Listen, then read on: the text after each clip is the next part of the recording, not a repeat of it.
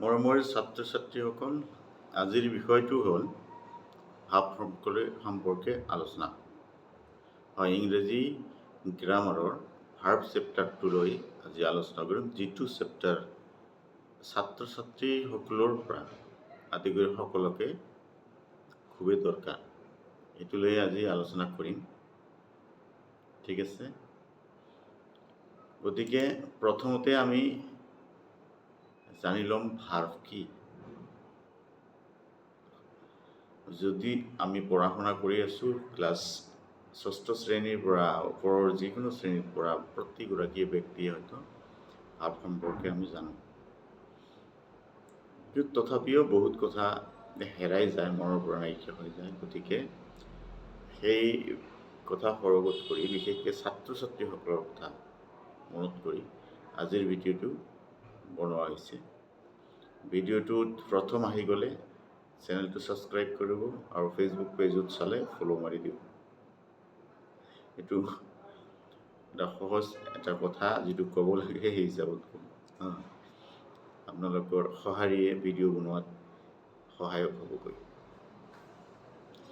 Verb আলোচনা কৰিবলৈ যাওঁতে আমি পাৰ্টছ অফ স্পীচ সম্বন্ধে জানিব লাগে। পাৰ্টছ অফ স্পীচৰ কথা এতিয়া নকওঁ, আগৰ ভিডিঅ'ত কোৱা হৈছে। পাৰ্টছ অফ স্পীচ সম্বন্ধে যদি ভিডিঅ'টো চাব লাগে তেনেহ'লে সেই ভিডিঅ'টো আপোনালোকে চাই ল'ব। পাৰ্টছ অফ স্পীচ বা পদৰে এটা ভাগ হ'ল ভাৰ্ব। তাক অসমীয়াত আমি ক্ৰিয়া বুলি কওঁ। অসমীয়া ব্যাকৰণত ইয়াক ক্ৰিয়া বুলি কোৱা হয়, নহয়নে বাৰু? গতিকে ভাৰ্ব সম্বন্ধে আলোচনা কৰিবলৈ যদি যাওঁ, ভাৰ্ব কি? ইংৰাজীত কথাটো এনেকুৱা ধৰণৰ: a verb is a word that describes what the subject of a sentence is doing. Verb হ'ল এনে এটা শব্দ যিয়ে বাক্য এটাত ছাবজেক্ট বা উদ্দেশ্যই কি কৰে তাৰ বৰ্ণনা দিয়ে। মানে যি পদে কোনো কাম কৰা বা হোৱা বুজায় তাকে কি বলে? ভাৰ্ব বলে। ঠিক আছে। In the English language or any languages that matter, verbs happens to be an essential part of speech. Otherwise, it would be impossible to indicate what the subject is doing. এই verb নোহোৱাকৈ যিকোনো ব্যাকৰণত আমি subject বা উদ্দেশ্যই কি কৰিব বিচাৰিছে তাৰ বৰ্ণনা আমি দাঙি ধৰিব নোৱাৰোঁ। গতিকে সেই শব্দ, যি শব্দটোৱে বাক্যটোত থকা ছাবজেক্টটোৱে কি কৰিব বিচাৰিছে সেই শব্দটোকে ভাৰ্ব বুলি কোৱা হয়। সেইবাবে চমুকৈ আমি যি পদে কোনো কাম কৰা বা হোৱা বুজায় তাকে ভাৰ্ব বোলে। ঠিক আছে।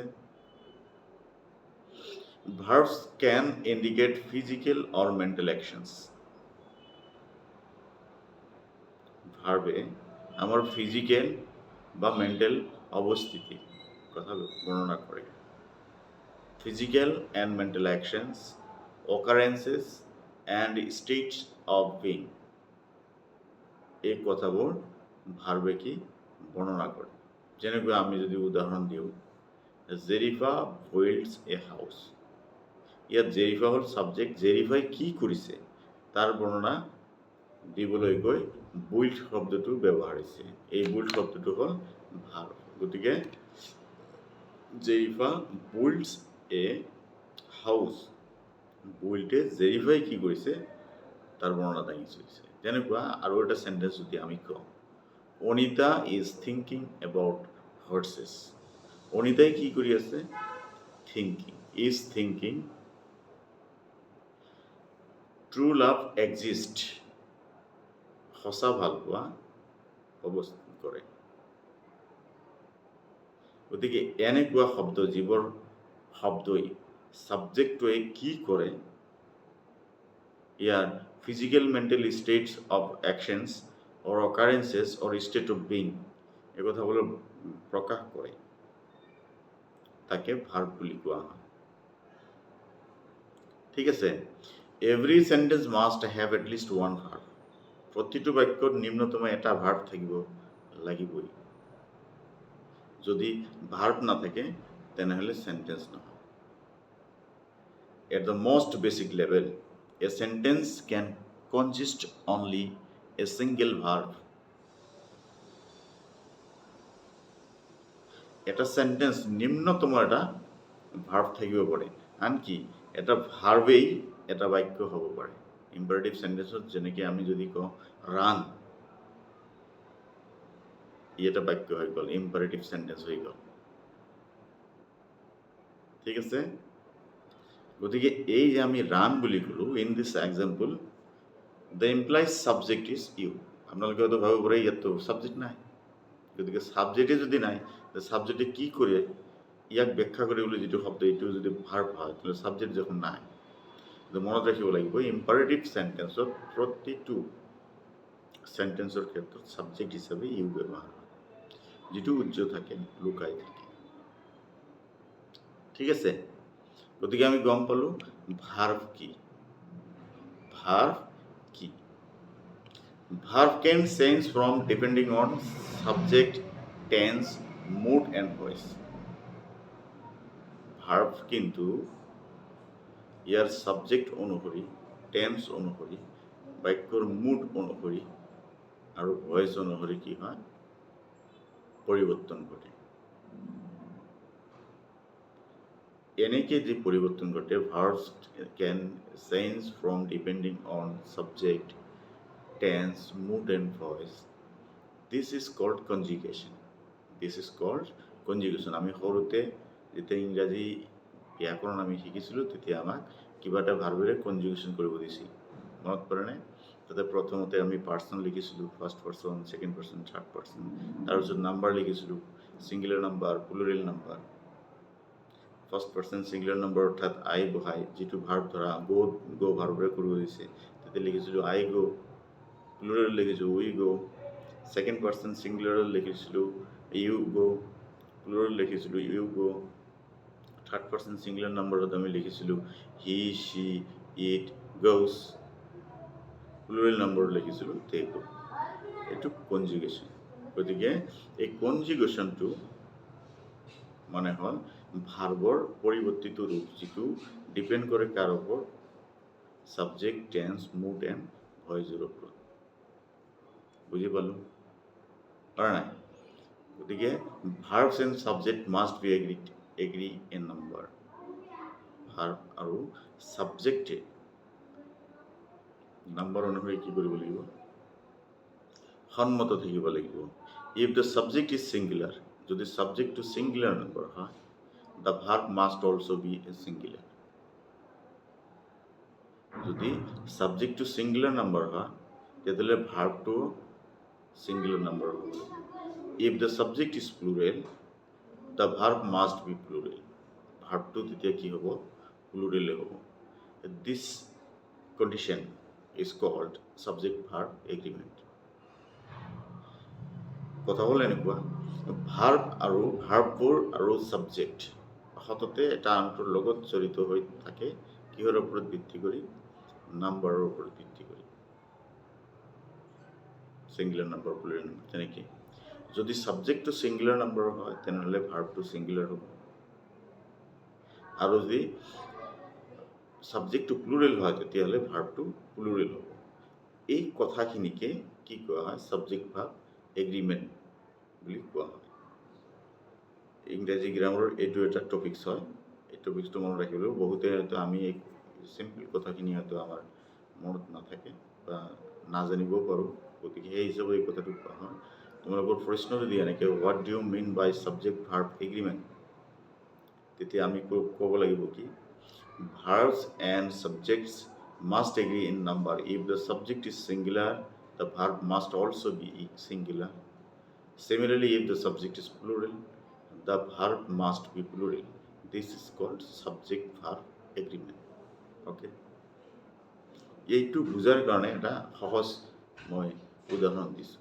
যেনেকৈ আমি উদাহৰণ নাম্বার ললো এটা শি টক্স এ লট শি টক্স এ লট এই বাক্যটো কোনোবাই আমি যদি এনেকে কওঁ শি টক এ লট তেতিয়াহ'লে শি টক এ লটটো ভুল হ'ব শি টক এ লটটো কি হ'ব ভুল হ'ব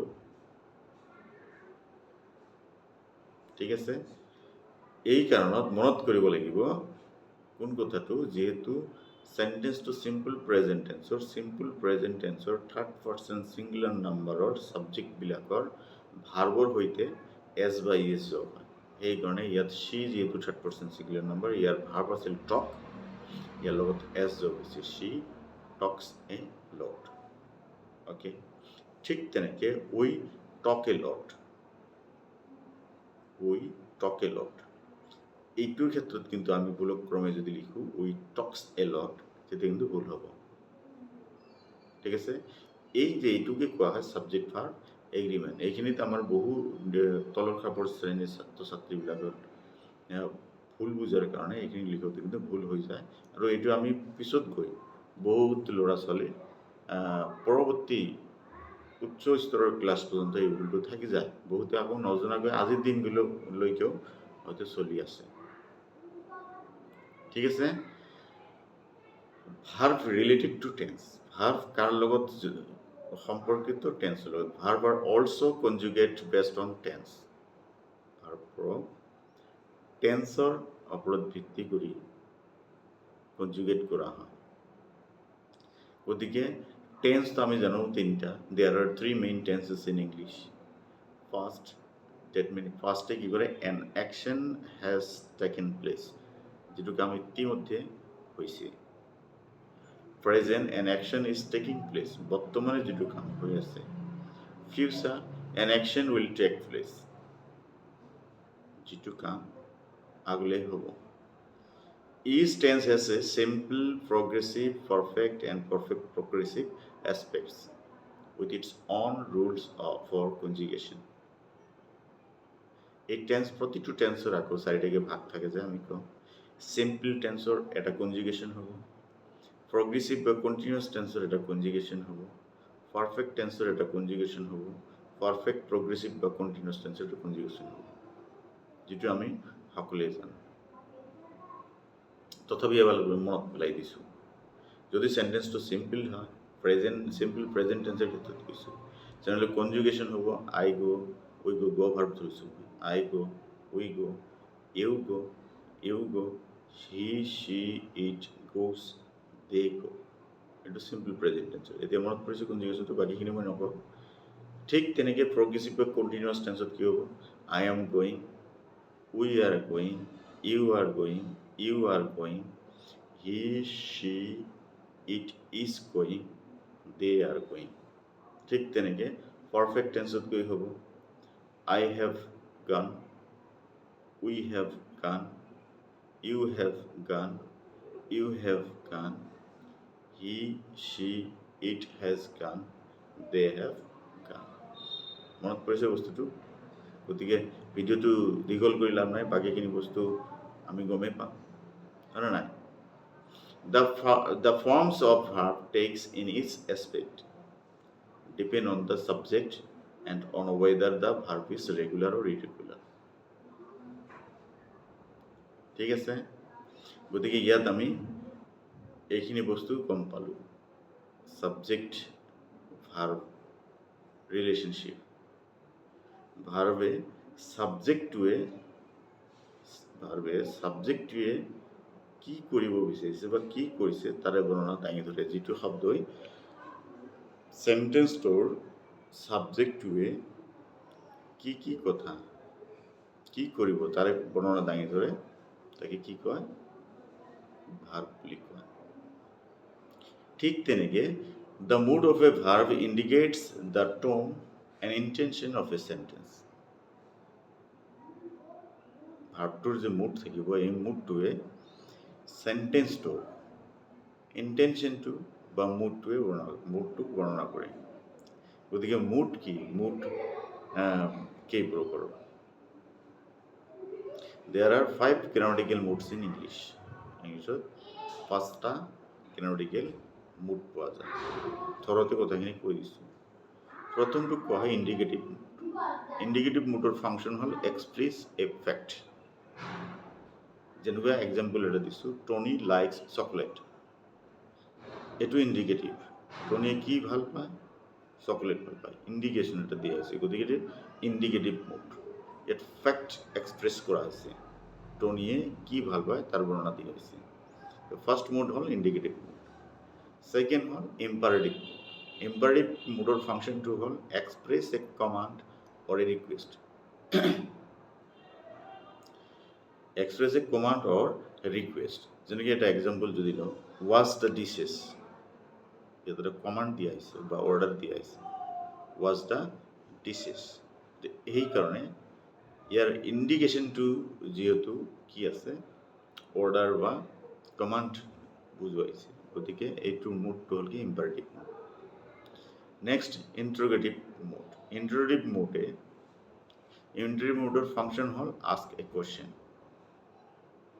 বাক্যটোৰ জৰিয়তে প্ৰশ্ন সোধা did you do your homework এক্সাম্পলত ক'লোঁ মই did you do your homework তুমি তোমাৰ গৃহ কাৰ্য কৰিছিলানে ইয়াত প্ৰশ্ন অৱতাৰণা কৰা হৈছে গতিকে এইটো ইণ্টাৰোগেটিভ মুড ঠিক তেনেকৈ ফৰ্থ নাম্বাৰ মুডটো হ'ল কণ্ডিশ্যনেল মুড কণ্ডিশ্যনেল মুডৰ ফাংচনটো হ'ল এক্সপ্ৰেছ এ কণ্ডিশ্যন শৰ্ত বৰ্ণনা কৰে আৰ কন্ডিশনাল মুড বুলি কোৱা হয় for example if you want to borrow that book you can যদি তুমি কিতাপখন কিনিব বিচৰা তুমি কিনিব পাৰা এই যদি ইয়াত শৰ্ত এটা দিয়া আছে আৰ যদি কিনিব নিবিচৰা তাহলে কিনিব নালাগে শৰ্ত এক্সপ্ৰেছ এ কণ্ডিশ্যন যিবোৰ সেন্টেন্সে এক্সপ্ৰেছ শৰ্তৰ এক্সপ্ৰেশন দিয়ে সেই সেন্টেন্সটোৰ মুডটো কণ্ডিশ্যনেল মুড বুলি কোৱা হয় fifth number of mood is subjunctive mood subjunctive mood বুজিলে আমি কি বুজো ইয়াৰ ফাংচনটো হ'ব express a wish demand doubt আৰু হাইপথেটিকেল সিচুৱেশ্যন আৰু সাবজংটিভ মুড বুলি কোৱা হয় এইটো কেনেধৰণৰ আমি এটা এক্সাম্পল দিওঁ if I were rich I would buy an island if I were rich I would buy an island ঠিক আছে এনেকৈ ভাৰ্বে কি কৰে সেন্টেন্সটোৰ মুড বা ইন্টেনশনক কি কৰে এক্সপ্ৰেছ কৰে ঠিক তেনেকে ভাৰ্বে আকৌ কি কৰে ভয়েস ইন্ডিকেশন কৰে আমি জানো ভয়েস বা বাচ্য দুই প্ৰকাৰৰ ভয়েস বা বাচ্য আমি পাইছো active voice and passive voice most sentences can use either the active or the passive voice. An active sentence is one in which the subject performs the action. Active sentence হ'ল সেইটো য'ত সাবজেক্টটোৱে action কৰাটো বুজায় action perform কৰাটো বুজায় মানে সাবজেক্টে কি কৰিছে তাৰ বৰ্ণনা দাঙি ধৰিছে যেনেকে Lucy broke a chair.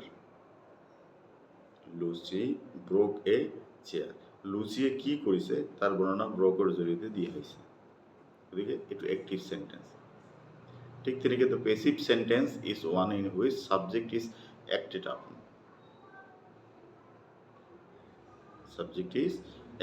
upon passive sentences are constructed using a form of the auxiliary verb be okay and followed by the first participle of the main verb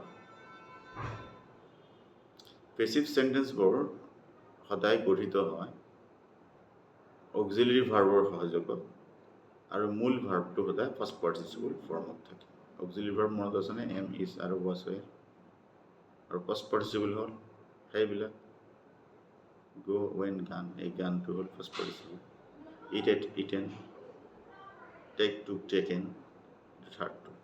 ঠিক আছে? The passive sentences are useful for emphasizing the outcome of an action rather than the action itself.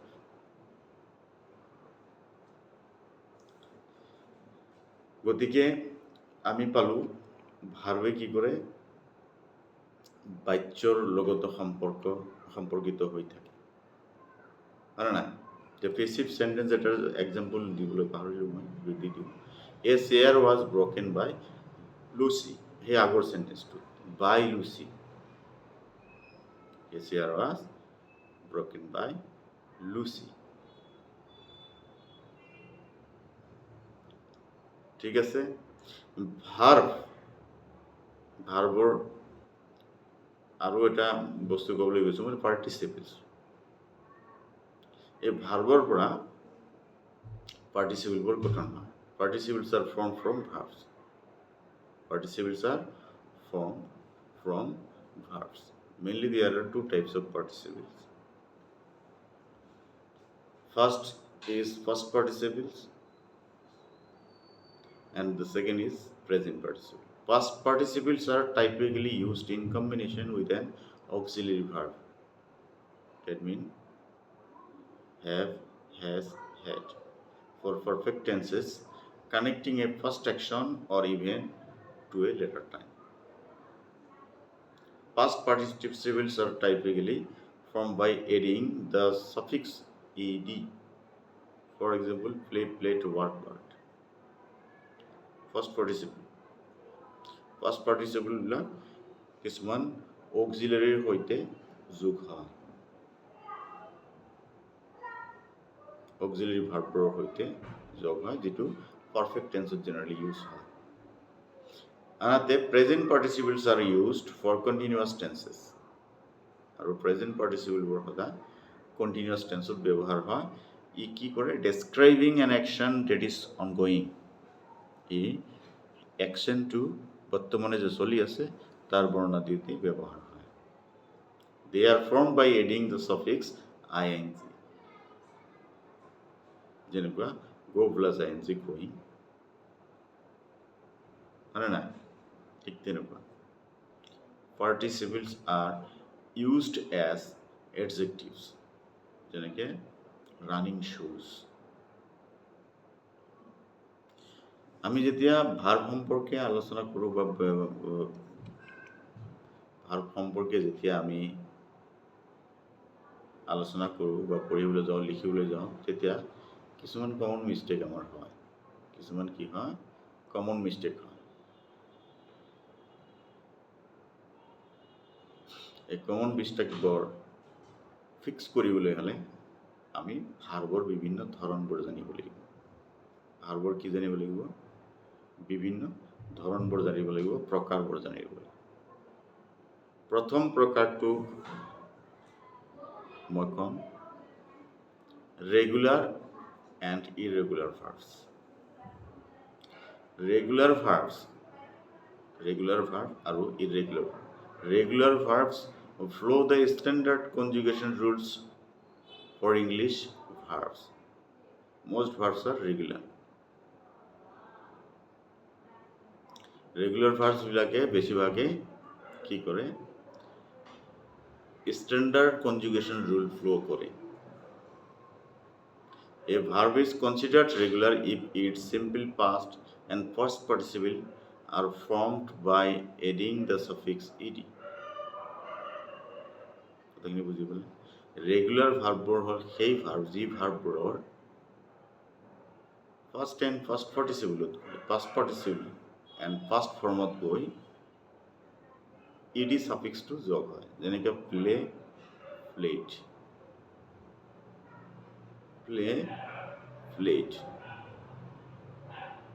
হয় নাই? ED যোগ হৈছে, এইটোক regular verb বুলি কোৱা হ'ব। এইটো কি কোৱা হ'ব? ৰেগুলাৰ ভাৰ্ব বুলি কোৱা হ'ব। ৱাৰ্ক, ৱাৰ্কড। কেতিয়াবা আকৌ এইটো ইডিৰ সলনি কি হ'ব পাৰে? অনলি ডি ব্যৱহাৰ হ'ব পাৰে। কেতিয়া? যদিহে ভাৰ্বৰ এণ্ডিং লেটাৰটো ই আছে। এণ্ডিং লেটাৰটো কি আছে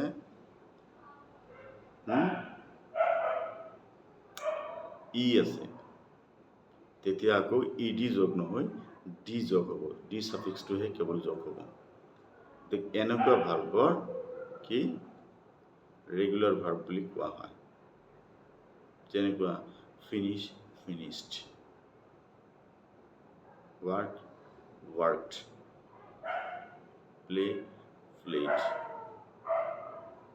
এনেকুৱা ভাৰ্বৰ হ'ল ৰেগুলাৰ ভাৰ্ব। ৰেগুলাৰ ভাৰ্বৰ লিষ্টটো আপোনালোকে চকুত কৰি ল'ব, বুজিছে? নহ'লে কিন্তু আকৌ ৰেগুলাৰ ইৰেগুলাৰ ভাৰ্বৰ লগত আপোনালোকৰ এটা দ্বন্দ্ব লাগি যাব। ইয়াত কিছুমান এক্সাম্পল মই কৈছোঁ। চাৰা ফিনিছড হাৰ ৱৰ্ক, এইটো এটা regular verb. Claude had finished his dinner when James called. মানে ৰেগুলাৰ ভাৰ্ব ফিনিছটো কেনেকৈ ব্যৱহাৰ হয় বিভিন্ন টেন্সত সেইটো দেখাই আছোঁ। Jack has finished writing in his journal. Tina will have finished her course by the end of next month. এনেকৈ ৰেগুলাৰ ভাৰ্বৰ পৰিৱৰ্তিত ৰূপত ব্যৱহাৰ হয়। কেনেকৈ এই ভাৰ্বৰৰ শেষত, এই ভাৰ্বৰৰ স্পেলিঙৰ শেষত গৈ হয় ই ডি ছাফিক্স যোগ হ'ব, নহ'লে অনলি ডি যোগ হ'ব। ডি কেতিয়া যোগ হ'ব? যদি ভাৰ্বটোৰ শেষত গৈ কেৱল ই আছে, শেষ লেটাৰটো ই আছে, তেতিয়া ডি যোগ হ'ব। ঠিক তেনেকৈ irregular verbs from their simple first and first participles in some way other than by adding the suffix E D. Irregular ভাৰ্বৰ সেই ভাৰ্ব যিবিলাক ভাৰ্বৰ কি হয় ফাৰ্ষ্ট এণ্ড ফাৰ্ষ্ট পাৰ্টিচিপলত ই ডি যোগ নহয়, ভাৰ্বটোৰ মূল ৰূপটোৰ সলনি হয়, ভাৰ্বটোৰ মূল ৰূপটোৰ সলনি হয়। যেনেকুৱা ছুইম সোৱাম, ছুইম সোৱাম, এনে ভাৰ্ব যিবিলাক আছে এই ভাৰ্ববোৰক কি বুলি কোৱা হ'ব? ইৰেগুলাৰ ভাৰ্ব বুলি কোৱা হ'ব। গতিকে ৰেগুলাৰ ইৰেগুলাৰ ভাৰ্ববোৰ মানে একেবাৰে সহজ কথা, যিবোৰ ভাৰ্বৰ ফাৰ্ষ্ট এণ্ড ফাৰ্ষ্ট পাৰ্টিচিপলত শেষত গৈ ই ডি বা ডি যোগ হয়। ডি ক'ত যোগ হয় এইটো ভালকৈ আমি গম পালোৱে। যদি ভাৰ্বটোৰ এণ্ডিং লেটাৰটো ই থাকে তেতিয়াহ'লে কেৱল ডি যোগ হ'ব, হয়নে নাই? আৰু ইৰেগুলাৰ ভাৰ্ব হ'ল যিবোৰ ভাৰ্বৰ মূল ৰূপটো পৰিৱৰ্তন ঘটে কিন্তু ইয়াৰ ছাফিক্স কোনো ই ডি বা ডি জইন নহয় নতুনকৈ, সেইবাৰো ইৰেগুলাৰ ভাৰ্ব বুলি কোৱা হয়। এইবাৰ আমি গম পাম transitive and intransitive verb. Transitive and intransitive verb. A transitive verb is a verb that acts on someone or something and therefore takes a direct object. That means the thing being acted upon. মূলতে ট্ৰেনজিটিভ verb হ'ল সেই verb, সকৰ্মক ক্ৰিয়া বুলি অসমীয়াত আমি যাক কওঁ, যি ভাৰ্বৰ অবজেক্ট বা কৰ্ম থাকে। যি ভাৰ্বৰ, এইটো চেণ্টেন্সৰ ওপৰত বেছ কৰি কিন্তু হয়, যি ভাৰ্বৰ অবজেক্ট বা কি থাকে? কৰ্ম থাকে, সেই ভাৰ্বটোকে ট্ৰেনজিটিভ ভাৰ্ব বুলি কোৱা হয়। ট্ৰেনজিটিভ ভাৰ্বৰ বিভিন্ন লিষ্ট কিন্তু নাই। একেটা ভাৰ্ব চেণ্টেন্সটোত বহাৰ ধৰণ অনুসৰি, চেণ্টেন্সটোত অবজেক্ট থকা নথকাৰ ওপৰত ভিত্তি কৰি একেটা ভাৰ্বকে আমি ট্ৰেনজিটিভ, সেই একেটা ভাৰ্বকে আকৌ আমি ইনট্ৰেনজিটিভ হিচাপে কৰোঁ। গতিকে ট্ৰেনজিটিভ ইনট্ৰেনজিটিভ ভাৰ্বৰ মূল লক্ষণীয় বিষয়টো হ'ল ছাবজেক্ট, চেণ্টেন্সটোত তোমাৰ অবজেক্ট আছে নে নাই। যদি অবজেক্ট আছে গতিকে ভাৰ্বটো, এই চেণ্টেন্সটোৰ ভাৰ্বটো হ'ল ট্ৰেনজিটিভ, আৰু অবজেক্ট যদি নাই তেতিয়া ভাৰ্বটো ইনট্ৰেনজিটিভ হ'ব। গতিকে ইনট্ৰেনজিটিভ আৰু ট্ৰেনজিটিভ আমি বুজি পালোঁ। যি ভাৰ্বৰ অবজেক্ট থাকে তাক ট্ৰেনজিটিভ বুলি কোৱা হয়, আৰু যি ভাৰ্বৰ অবজেক্ট নাথাকে তাক ইনট্ৰেনজিটিভ বুলি কোৱা হয়। ফৰ এক্সাম্পল ট্ৰেনজিটিভ ভাৰ্বৰ উদাহৰণ যদি দিয়া হয়, কেলি আস্ক এ কুৱেশ্যন। কেলি হ'ল ছাবজেক্ট, আস্ক হ'ল ভাৰ্ব, এ কুৱেশ্যন হ'ল অবজেক্ট। গতিকে ইয়াত কি আস্ক ভাৰ্বটোৰ অবজেক্ট আছে, গতিকে আস্ক ভাৰ্বটো ইয়াত কি হিচাপে আছে? ট্ৰেনজিটিভ ভাৰ্ব হিচাপে আছে। ঠিক তেনেকৈ আৰু এটা সেন্টেন্স মই লৈছোঁ, হবি বাইজ গ্ৰ'চাৰিজ। ইয়াত হবি ছাবজেক্ট, বাই মূল ৰূপ, ইয়াত বাইজ হৈছে, এইটো ভাৰ্বৰ আকৌ অবজেক্ট আছে গ্ৰ'চাৰিজ। গতিকে এই দুটা ভাৰ্ব হ'ল কি ট্ৰেনজিটিভ ভাৰ্ব। মূলতে এই ভাৰ্ব দুটাৰ অবজেক্ট আছে কাৰণে এই দুটা ভাৰ্ব ট্ৰেনজিটিভ ভাৰ্ব। ঠিক তেনেকৈ যদি আমি ইনট্ৰেনজিটিভ ভাৰ্বৰ উদাহৰণ দিওঁ তেনেহ'লে কি হ'ব, ৰীতা কপ, ৰীতা কপ,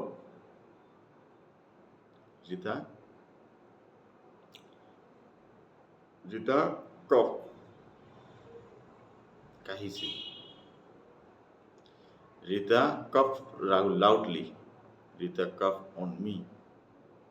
ইয়াত প্ৰতিটো সেন্টেন্সতে অবজেক্ট কিন্তু নাই, গতিকে এই ভাৰ্বটো হ'ব কি ইনট্ৰেনজিটিভ ভাৰ্ব। That means ইয়াত কি হয়, while an intransitive verb does not take a direct object, it can be used along with an adverb or adverbial phrase. As can a transitive verb, transitive ভার্বর দৰেও ইনট্ৰেনজিটিভ ভাৰ্বৰত এটা বাক্যত কি হয়, কাৰ লগত ব্যৱহাৰ হ'ব পাৰে, এডভাৰ্বৰ লগতো ব্যৱহাৰ হ'ব পাৰে, এডভাৰ্বিয়েল ফ্ৰেজৰ লগত ব্যৱহাৰ হ'ব পাৰে। যেনেকুৱা ৰীতা কাপ লাইটলি, এইটো হ'ল এডভাৰ্ব, ৰীতা কাপ অন মি, এইটো হ'ল এডভাৰ্বিয়েল ফ্ৰেজ। ঠিক আছে, গতিকে ট্ৰেনজিটিভ ভাৰ্ব কি ইনট্ৰেনজিটিভ ভাৰ্ব কি গম পালোঁ। এতিয়া some verbs are detransitive. That means they have two objects. One is direct object and another is indirect object. এই দুটা অবজেক্ট থাকে কারণে ইয়াক ডাইট্রেনজিটিভ বুলি কোৱা হয়। উচ্চাৰণ কৰতে কোনোবাই ডিট্ৰেনজিটিভ কয়, আসল উচ্চাৰণটা হল ডাইট্ৰেনজিটিভ। ডাই মানে দুই, ডিট্ৰেনজিটিভ বা ডাইট্ৰেনজিটিভ ভাৰ্ব, যিটো ভাৰ্বৰ দুটা অবজেক্ট থাকে সেই ভাৰ্বটো ট্ৰেনজিটিভ, কিন্তু ইয়াক কওঁতে আমি ডাইট্ৰেনজিটিভ বা ডিট্ৰেনজিটিভ বুলি কওঁ। For example, Amira reads me a book. ইয়াত মি হ'ল direct object and a book হ'ল কি ইনডাইৰেক্ট অবজেক্ট, যাক আমি ফাৰ্ষ্ট অবজেক্ট সেকেন্ড অবজেক্ট হিসেবে জেনারেলি আগতে ব্যবহার করে আহিছোঁ। গতিকে ট্রেনজিটিভ, ইনট্রেনজিটিভ, ডাইট্রেনজিটিভ ভার্ব পালোঁ। এবার আমি আলোচনা কৰিম স্টেটিভ এণ্ড ডাইনামিক ভাৰ্বসৰ বিষয়ে। Stative and dynamic. Dynamic verbs, which are also called action verbs, describe specific temporary actions or events. যি ভাৰ্ববোৰে স্পেসিফিক টেম্পৰাৰী অ্যাকশন or ইভেন্টবোৰৰ বৰ্ণনা দাঙি ধৰে সেইবিলাকক ডাইনামিক ভাৰ্বছ বা অ্যাকশন ভাৰ্বছ বুলি কোৱা হয়। যেনেকুৱা ইট, স্লিপ, ৰাইট, এই ভাৰ্বৰ ডাইনামিক ভাৰ্ব, কাৰণ এই ভাৰ্ববোৰে স্পেসিফিক টেম্পৰাৰী অ্যাকশন or ইভেন্টৰ বৰ্ণনা দাঙি ধৰে। যেনেকুৱা for example, Amy kicks the ball. Amy kicks the ball. ইয়াতে kicks the ball specific action এটা বর্ণনা দাঙি ধৰিছে kicks ভাৰ্বটোৱে। Lucy is running to school. Specific ঠাইলৈ যোৱাৰ অ্যাকশনটো বৰ্ণনা কৰিছে। গতিকে ডাইনামিক ভাৰ্ব হ'ল সেইবিলাক ভাৰ্ব যিবিলাক ভাৰ্বে কোনো এটা স্পেসিফিক বা টেম্পৰাৰী অ্যাকশন or ইভেন্টছৰ বৰ্ণনা দাঙি ধৰে, এইবিলাকক ডাইনামিক ভাৰ্বছ বুলি কোৱা হয়। ঠিক তেনেকৈ stative verbs describe a state of being or perception. Stative ভাৰ্ববোৰে কি কৰে, describe a state of being or perception. For example, she is, it seems, they belong, এনেকুৱা আমি ব্যৱহাৰ কৰোঁ। she লগত is to verb, it seems, they belong. They can also be used to describe mental, emotional, or physical state. Stative verb জৰিয়তে যেনেকে state of being or perception activities বৰ্ণনা কৰিবলৈ ব্যৱহাৰ কৰা হয়, ঠিক তেনেকৈ এইবিলাকৰ জৰিয়তে মেণ্টেল, ইমোশ্যনেল এণ্ড ফিজিকেল ষ্টেটছৰ এক্সপ্ৰেশ্যন দিয়াৰ কাৰণেও ব্যৱহাৰ কৰা হয়, যেনেকৈ আই বিলিভ, ইউ হিয়াৰ, এনেকুৱা। এই ভাৰ্ববোৰক কি বুলি কোৱা হয়? ষ্টেটিভ ভাৰ্বছ বুলি কোৱা হয়। ষ্টেটিভ ভাৰ্বছ কোনবিলাক?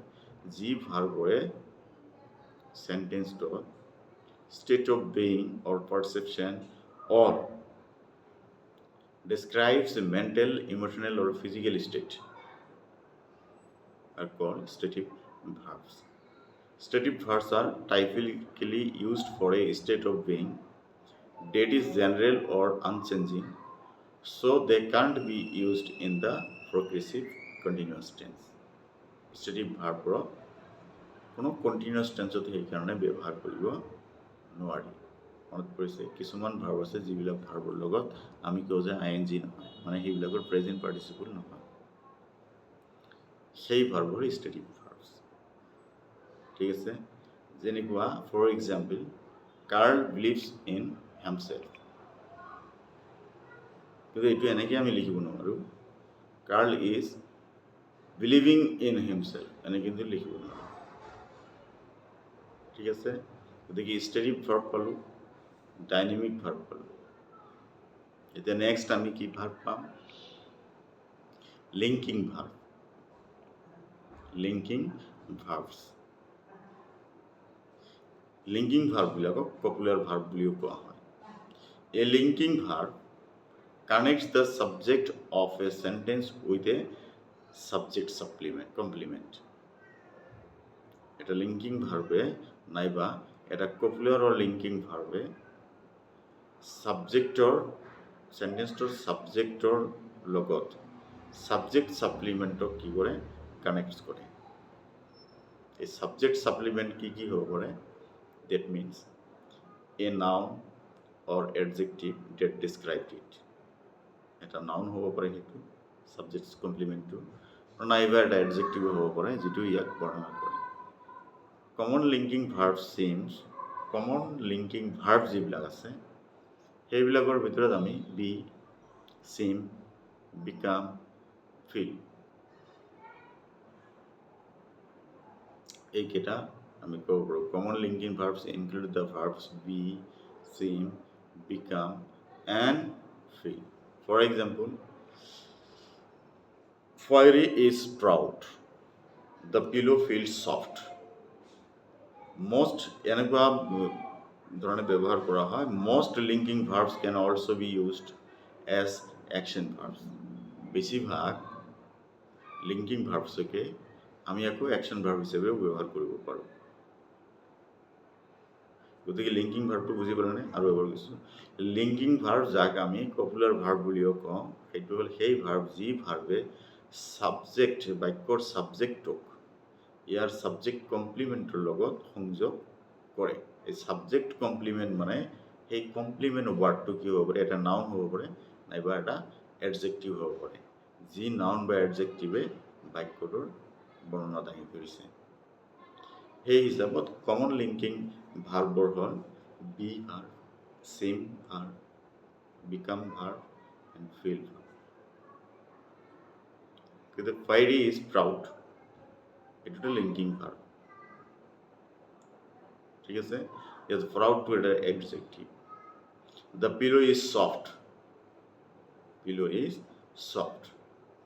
এনেকৈ সাবজেক্টটোক সাবজেক্ট কমপ্লিমেণ্টৰ লগত সংযোগ ঘটোৱা ভাৰ্ব, যিহেতু ইয়াত ফিলছ, আগতটোত আছিল ইজ, এটা হ'ল বি ভাৰ্ব, এটা হ'ল feel.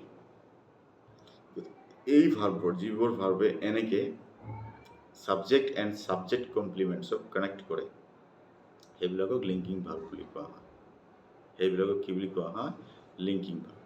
Most linking verbs can also be used as an action verb, যিটো ক'লোৱেই, describing a specific action rather than a state.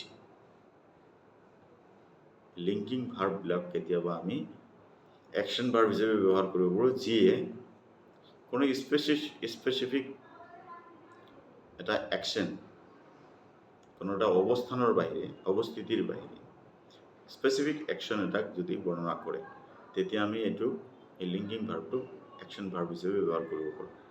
যেনেকৈ Sophie feels the pillow, Sophie feels the pillow. যি কি নহওক থুলমূলকৈ হয়তো আপোনালোকে লিংকিং ভাৰ্বটো বুজি পাইছে। নেক্সট আমি আহিম আটাইতকৈ বহুলকৈ ব্যৱহৃত ভাৰ্বসমূহৰ বিষয়ে। তাৰে প্ৰথমটো হ'ল অক্সিলিয়াৰী ভাৰ্ব। অক্সিলিয়াৰী ভাৰ্ব সম্বন্ধে ইতিমধ্যে এটা ভিডিঅ' আছে, সেইটো চাই ল'ব, মই ইয়াত থুলমূল কেৱল ক'ম। Auxiliary verbs which are also' called helping verbs include verbs such as be, do and have। Be ভাৰ্বৰ 5টা ৰূপ, এম, ইজ, আৰ, ওয়াজ, ওয়া। ডু ভাৰ্বৰ 3টা ৰূপ, ডু, ডাজ, ডিড। হেভ ভাৰ্বৰ 3টা ৰূপ, হেভ, হেজ, হ্যাড। এইকেইটাই হ'ল প্ৰাইমেৰী অক্সিলিয়াৰী। এই প্ৰাইমেৰী অক্সিলিয়াৰী বা হেল্পিং ভাৰ্ববিলাকে বিষয়ে আমি ইয়াত কৈছোঁ। They are used in combination with another main verb to modify its meaning। এই অক্সিলিয়াৰী ভাৰ্বৰ এটা মূল ভাৰ্বৰ, মেইন ভাৰ্বৰ লগত যোগ হৈ বহে, মেইন ভাৰ্বৰ আগত বহি মেইন ভাৰ্বটোক মডিফাই কৰে, মেইন ভাৰ্বটোক এক্সপ্ৰেছন কৰাত সহায় কৰে, ছাপোৰ্ট কৰে। সেইকাৰণে কেতিয়াবা ইয়াক ছাপোৰ্টিং ভাৰ্ব বুলিও কোৱা হয়। Auxiliary verbs can be use to indicate tense, mood and voice. Auxiliary ভাৰ্ববোৰক ব্যৱহাৰ কৰা হয় টেন্স ইণ্ডিকেট কৰিবলৈ, সেন্টেন্সৰ মুড ইণ্ডিকেট কৰিবলৈ বা ভইচ বুজাবলৈ। They are also used to form indicative statements or sentence when used with the verbs such as not and never। Auxiliary ভাৰ্ববোৰক sentence এটা নিগেটিভ কৰোঁতে আমি নটৰ সৈতে ব্যৱহাৰ কৰোঁ, নট বা নেভাৰ শব্দটোৰ জৰিয়তে ব্যৱহাৰ কৰোঁ। Auxiliary verb must be conjugated for tense and persons. Auxiliary ভাৰ্বৰ টেন্স আৰু পাৰ্চন অনুসৰি কনজুগেট কৰিব পাৰি, যেনেকৈ I am, she was, they are, এনেকৈ। ঠিক আছে, কেইবাটাও সেন্টেন্সৰ জৰিয়তে অক্সিলিয়াৰী ভাৰ্বৰ মই বৰ্ণনা দাঙি দিব বিচাৰিছোঁ। আই এম ৱেইটিং, ইয়াত এম হ'ল auxiliary verb. Did you enjoy the meal, ইয়াত ডু ভাৰ্বৰ ফাৰ্ষ্ট ফৰ্ম ইয়াত বহিছে। The door was locked, be ভাৰ্বৰ ফাৰ্ষ্ট ফৰ্ম বহিছে। Alicia has not spoken to me for a week, ইয়াতে হেজ নট নিগেটিভ গঠন কৰাৰ কাৰণে এইটো হৈছে। গতিকে এনেকুৱা বি ভাৰ্ব, ডু ভাৰ্ব আৰু হেভ ভাৰ্ব এইকেইটা প্ৰাইমেৰী অক্সিলিয়াৰী ভাৰ্ব। অক্সিলিয়াৰী ভাৰ্বৰে আৰু এটা মূল প্ৰকাৰ আছে, সেইটোক মডেল ভাৰ্ব বুলি কোৱা হয়, যাক মডেল অক্সিলিয়াৰিজ বুলি কোৱা হয়। মানে আগৰ যিটো কোৱা হ'ল do verb, be verb, have verb, এইকেইটা আচলতে প্ৰাইমেৰী অক্সিলিয়াৰী বুলি কোৱা হয়, আৰু তাৰ পিছৰ যিকেইটা আছে সেইকেইটা মডেল ভাৰ্বছ বুলি কোৱা হয় বা মডেল অক্সিলিয়াৰিজ বুলি কোৱা হয়। Model verbs are auxiliary verbs that are used along with another main verbs to express ability, permission, possibility, necessity or obligation। এই কথাকেইটা মনত ৰাখিব লাগিব। Model verbs are to express ability, to express permission, to express possibility, to express necessity or to express obligation। এইকেইটা বৰ্ণনা ধৰিবলৈ মূল ভাৰ্বৰ লগত, মেইন ভাৰ্বৰ আগত এইকেইটা ব্যৱহাৰ হয়।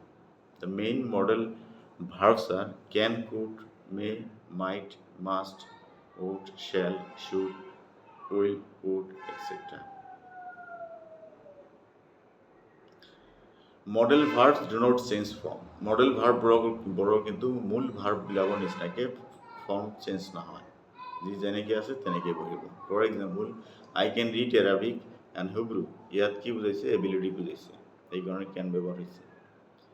Martin should speak in a little louder, should হ'ল modal auxiliary. Talia ought to perform a talent show, ইয়াত ought to হ'ল মডেল অক্সিলিয়াৰী, আচলতে এইটো সেমি অক্সিলিয়াৰী, সেমি মডেলছ বুলি কোৱা হয়। ঠিক আছে, Next আমি পাম phrasal verb. A phrasal verb is a phrase made up of two or more words that acts an individual verb. Phrasal verb হ'ল আচলতে এটা ফ্ৰেছ যিটো দুটা বা তাতকৈ অধিক ৱৰ্ড লৈ গঠিত হয় আৰু ই কিন্তু এটা নিৰ্দিষ্ট এটা ইণ্ডিভিজুৱেল ভাৰ্ব হিচাপে কাম কৰে Phrasal verbs typically combine a verb with an adverb or preposition. Phrasal verb বিলাক আচলতে এটা ভাৰ্ব আৰু ইয়াৰ লগতে হয়তো কোনোবা এটা adverb নাইবা কোনোবা এটা preposition যোগ হৈ গঠিত হয় ঠিক আছে to create a meaning independent of the original words. For example, the verb kick and the preposition of combine the form of the phrasal verb kick off. That means begin. Kick off এটা phrasal verb. ইয়াৰ মিনিংটো হ'ল begin. ঠিক আছে phrasal verb আমি পালোঁ phrasal verb সম্পৰ্কেও ইয়াৰ প্ৰতিটো টপিকছৰ ওপৰত এটা নিৰ্দিষ্ট ভিডিঅ' বনোৱা আছে ছাত্ৰ ছাত্ৰীসকলৰ উদ্দেশ্যে মই কৈছোঁ তোমালোকে ভিডিঅ'বোৰ চাই দিবা তোমালোকৰ ভাল হ'ব ঠিক আছে ইয়াত ভাৰ্বৰ লগত আৰু এটা এই ভাৰ্ব যে আছে ভাৰ্বৰ আৰু এটা প্ৰকাৰ আছে যেটো হায়াৰ ষ্টাডিজ দ্যাট মিন তোমালোকৰ ক্লাছ 9 পৰা আৰম্ভ কৰি ওপৰত শ্ৰেণীবিলাকত পঢ়োঁতে জিৰাণৰ ব্যৱহাৰ পৰিষ্কাৰ জানিব লাগে তাৰমানে এই ভাগটোক কোৱা হ'ব জিৰাণছ A gerund is a noun that takes place. A gerund is a noun.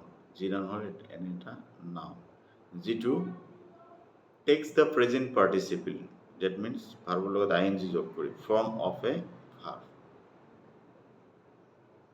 A gerund is a noun that takes the present participle form of a verb.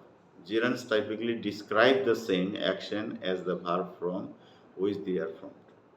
জিৰাণটোৱে আচলতে কিন্তু জিৰাণ মানে সেই ৱৰ্ডবিলাক যি ৱৰ্ডত কি কোনো অক্সিলাৰী আগত কোনো অক্সিলাৰী নথকাকৈ বা বিভাৰ্ব নথকাকৈ ডুভাৰ্ব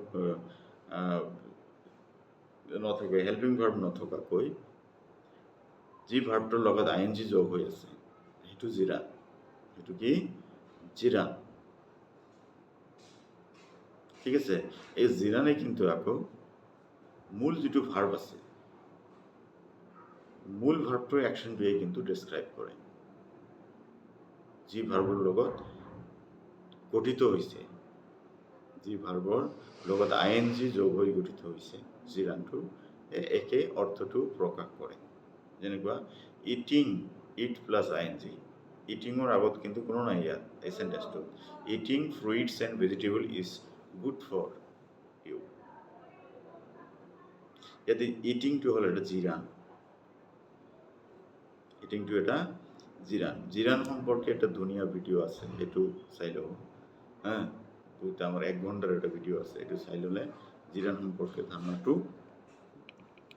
পৰিষ্কাৰ হৈ যাব গতিকে জিৰাণ হ'ল এটা noun that takes place the present participle.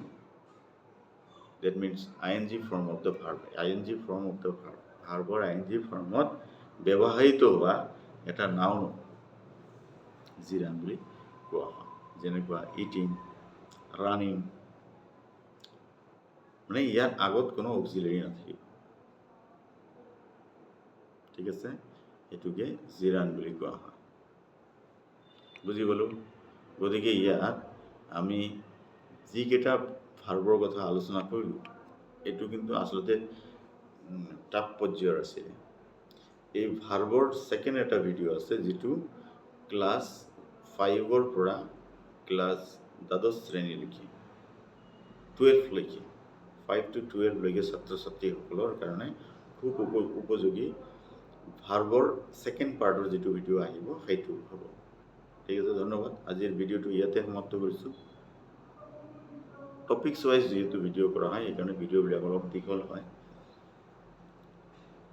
যি কি নহওক টপিকছটো ক্লিয়াৰ হ'ব লাগে। ধন্যবাদ। যদি কোনোবাই চেনেলটো প্ৰথম আহি গৈছে তেনে চেনেলটো ছাবস্ক্ৰাইব কৰিব আৰু নিজৰ সমনীয়া লগৰীয়া সহপাঠীসকলৰ লগত ভিডিঅ'টো শ্বেয়াৰ কৰি দিব। আৰু যদি ফেচবুক পেজত চাই আছে গতিকে যিটো ফেচবুক পেজত আপুনি চাই আছে সেই ফেচবুক পেজটো ফ'ল' কৰি দিব, যাতে এনেকুৱা ধৰণৰ ভিডিঅ'বোৰ আপলোড কৰাৰ লগে লগে তৎক্ষণাত আপোনালোকৰ তাতে নটিফিকেশ্যন যায়। আৰু এটা কথা, নটিফিকেশ্যনৰ কাৰণে কিন্তু ৰৈ থাকিব নালাগে। মোৰ চেনেলত গৈ বিভিন্ন প্ৰকাৰৰ ভিডিঅ'বোৰ আপোনাৰ দৰকাৰী ভিডিঅ'বোৰ চাই ল'ব পাৰে। ধন্যবাদ। জয় অসম।